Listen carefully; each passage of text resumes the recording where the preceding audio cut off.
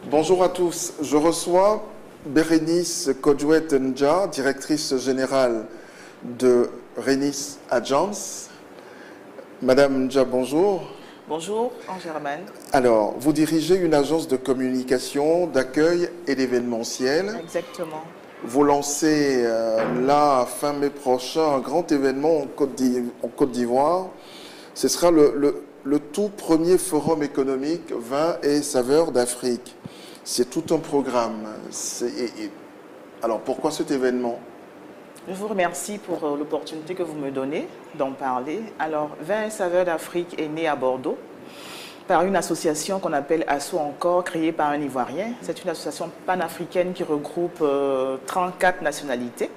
Donc là-bas, Vin et saveurs d'Afrique est sous la forme d'un gala pour faire la promotion de la gastronomie africaine en France, à Bordeaux.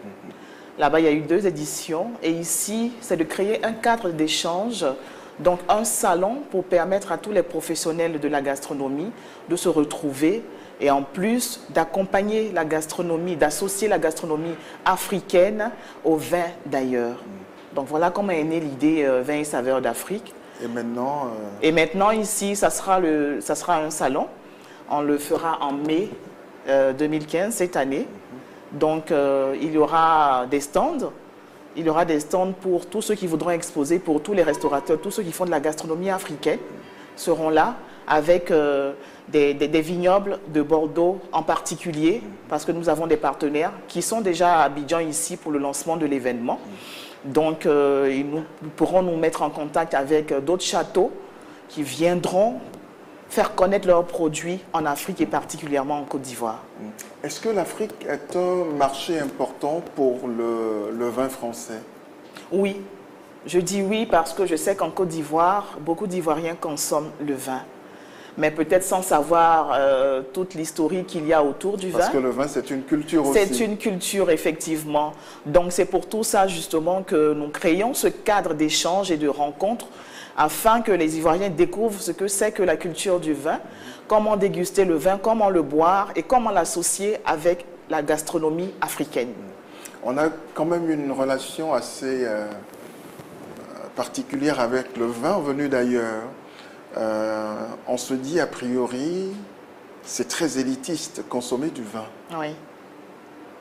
Effectivement, c'est très élitiste, mais de plus en plus, ceux qui fabriquent le vin sont en train de le vulgariser, d'où Vin et saveurs d'Afrique qui attend ici des châteaux qui viendront, qui attend ici des vignobles de Bordeaux. C'est pour dire que le marché africain les intéresse. Le marché africain les intéresse. C'est vrai qu'il y a des vins de prestige qu'on ne consomme pas, que tout le monde ne consomme pas. Ouais. Mais il y a du vin quand même, ne peut pas consommer, mais il y a du vin quand même à la portée de tout le monde pour vraiment savoir ce que c'est. Alors, vous parlez de vos partenaires, mais qui sont-ils en fait? Vous parlez des châteaux, c'est vrai, oui. Mais qui sont ces gens? On parle beaucoup du vin de Bordeaux, c'est oui. le plus prestigieux. Oui. Voilà, l'association est basée à Bordeaux, je crois.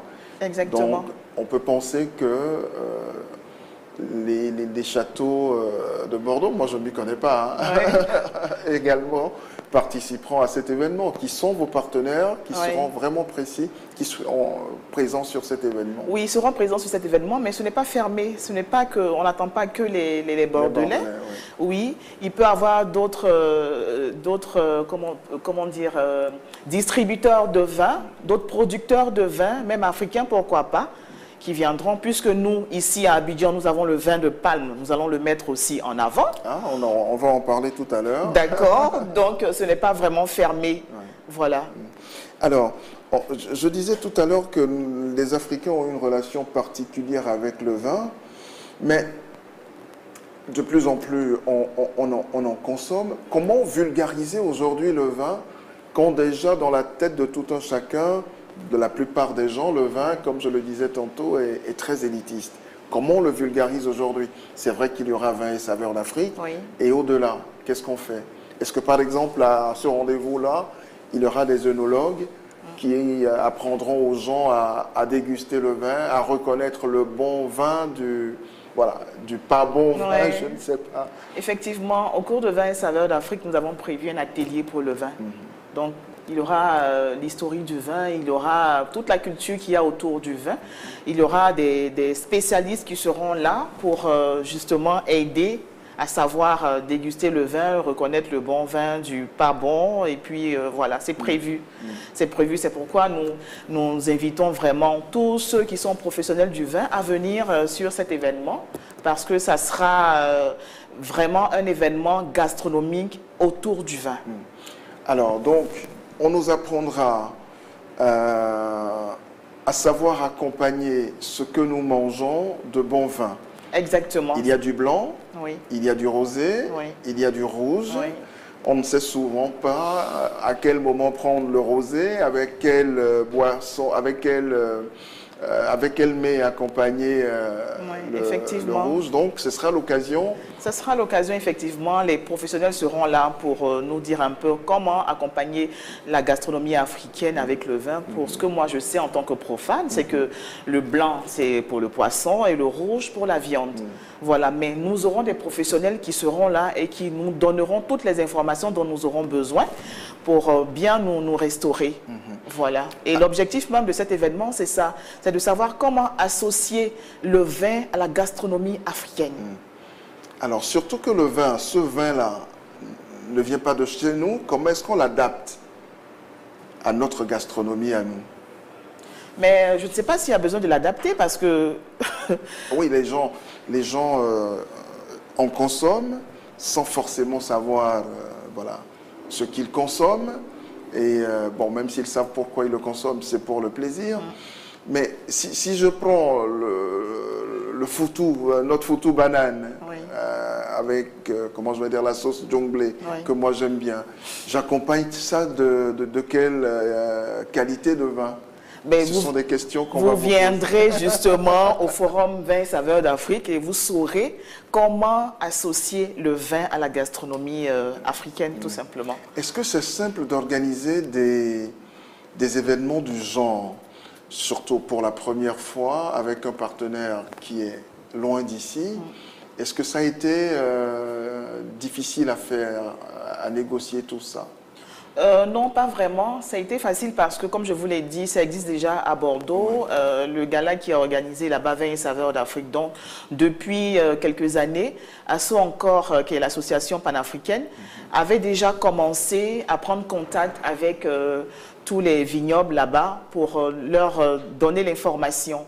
Donc, ils avaient déjà l'information et ce qui est intéressant, c'est que quand on fait la promotion de la gastronomie africaine, il faut venir en Afrique. Il ne faut pas rester en Europe. Donc, c'est dans cette optique-là qu'ils ont décidé de venir justement en Afrique découvrir ce que c'est que la gastronomie africaine. Donc, ça n'a pas vraiment été difficile de les avoir. Tout de suite, ils ont donné leur accord de principe.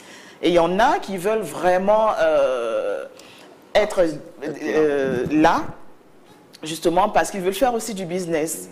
Parce qu'ils veulent avoir des franchises ici, pourquoi pas, en Afrique, en Côte d'Ivoire, pour la distribution de leur marque de vin.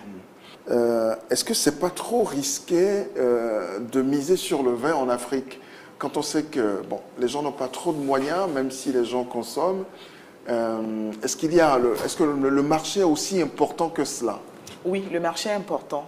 Le marché est important parce que y en a qui sont déjà venus prospecter et qui ont trouvé leur part de marché. Qu'il y a du potentiel. Il y a du potentiel. Il y a du potentiel. Il suffit de trouver le cadre. Et puis, justement, Vins et Saveurs d'Afrique est un cadre pour ces personnes-là qui voudraient vraiment venir s'implanter ici en Côte d'Ivoire. Donc, il y a du potentiel et nous les rassurons, ils peuvent venir. Et ce sera également un rendez-vous entre des restaurateurs, comment on les appelle aussi, des chefs, français et africains, ivoiriens. Bien sûr, oui. Et nous attendons par exemple Vincent Catala, qui est un chef qui est connu en France, qui est aussi le pâtissier du roi du Maroc. Donc Vincent Catala a déjà donné son accord de principe. Il sera ici à Abidjan pour Vins et Saveurs d'Afrique les 29 et 30 mai prochains. Et il y aura combien de participants finalement à ce grand événement? Vous attendez combien de... Nous attendons autour de 1000 visiteurs. Quand vous parlez de participants, vous parlez de... Des visiteurs, des partenaires? Visiteurs et partenaires autour de 1000, 1500, 2000 en tout cas. Nous tablons sur 2000 pour cette première édition. Et après cette première édition, il y en aura d'autres? Oui, nous espérons. Nous croyons que... Et quel sera le rythme? Ça sera annuel. Annuel. Oui. Très bien. Madame Bérénice Kodjouet-Ndja, merci d'être passée par chez nous. C'est moi qui vous remercie. Merci.